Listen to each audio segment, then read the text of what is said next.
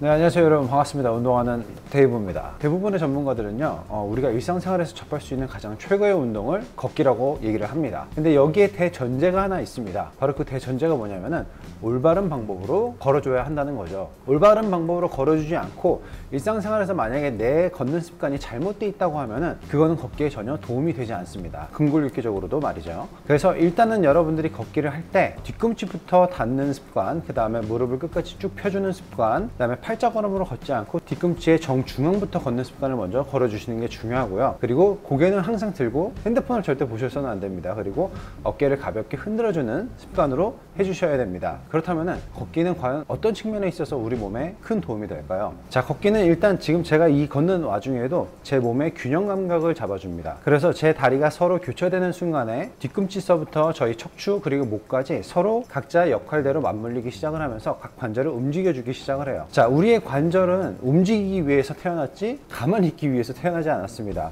하지만 우리가 일상생활을 하면서 우리가 편한 대로 생활 습관을 하게 되고 쓰는 근육과 관절만 사용하게 되면서 대부분 관절은 그 관절의 길만 익숙해지기 마련입니다. 그래서 관절에 대한 가동 범위를 항상 올바르게 가져갈 수 있는 가장 좋은 거는 평소 걷는 습관을 통해서 원래 쓰여야 할 관절들의 움직임을 같이 가져갈 수 있다는 거죠. 그래서 우리가 좌우 밸런스를 잘 잡으면서 움직이게 되면은 여러분들의 고관절에 대한 움직임도 계속 부드럽게 움직여 줄 거고요.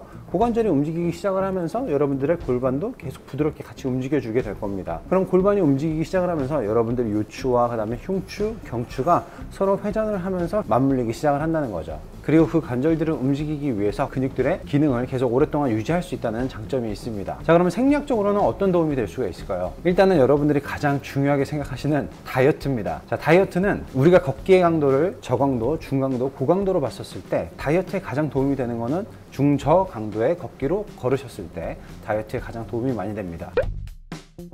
여러분들 최대 심박수를 구하는 방법을 알아주면 좋은데요, 220에서 여러분들의 나이를 빼주시면 됩니다. 그게 여러분들의 최대 심박수 수치인데 거기에 곱하기 약 75% 내지는 50% 정도 심박수가 올라가는 정도까지 걸어주시면 여러분들에게 중저강도 운동이 될 수가 있습니다. 예를 들면 제가 220에서 제 나이 그렇게 뺀다고 하면은 저 같은 경우에는 약 110 정도가 나오는데, 그렇게 되면은 저는 그 정도 수준에서 계속 유산소 운동을 3-40분 내로 하게 된다고 하면은 지방의 소모가 많아지기 시작을 한다는 거죠.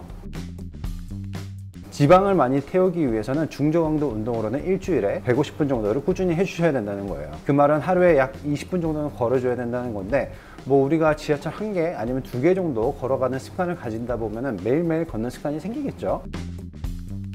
근데 걷는 데 있어서는 여러분들 되게 한 가지 큰 단점이 하나 있습니다. 무릎에 안 좋은 영향을 줄 수 있다는 건데요, 무릎이 많이 안 좋으시다고 하면은 그런 분들은 물속에 걷기 연습이나 아니면 자전거 타는 걸로 대체해 주시면 되고요. 퇴행성 관절염이 있으시다고 하면은, 퇴행성 관절은 우리가 무릎 사이에 있는 연골이 닳기 시작을 하면서 나타나는 거잖아요.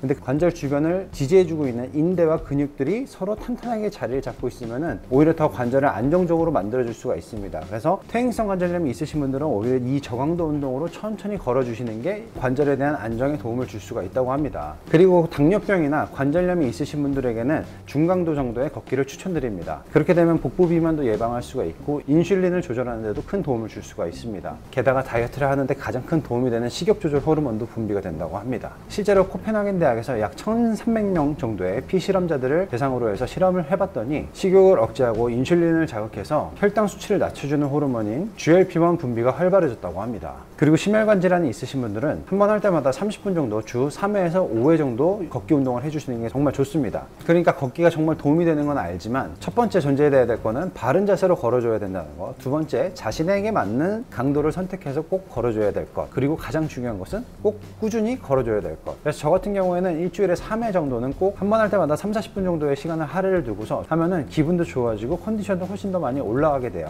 처음 시작할 때는 너무 힘들죠. 귀찮고 짜증나고. 근데 만약에 내가 출근을 하거나 어딜 가야 되는 약속이 있을 때는 뒤꿈치부터 걷는 습관을 가지고서 지하철역 한두 개 정도 걸어가 주는 습관, 이것만으로도 여러분들이 다이어트 하는 데나 아니면 여러분들 근골격계를 바로잡는 데 있어서나 큰 도움을 줄 수 있으니까 여러분들 오늘부터 걷기 한번 실천해 보시길 바라겠습니다. 자, 이렇게 해서 제가 오늘 준비한 영상은 여기까지고요. 그리고 오늘 이 영상이 도움이 되셨다면 구독과 좋아요 그리고 많은 분들에게 공유 부탁드리도록 하겠습니다. 다음에는 더 좋은 운동 영상으로 여러분들의 몸을 회복시켜 드리도록 하겠습니다. 그럼 다음 시간에 다시 또 찾아뵙도록 하겠습니다. 감사합니다.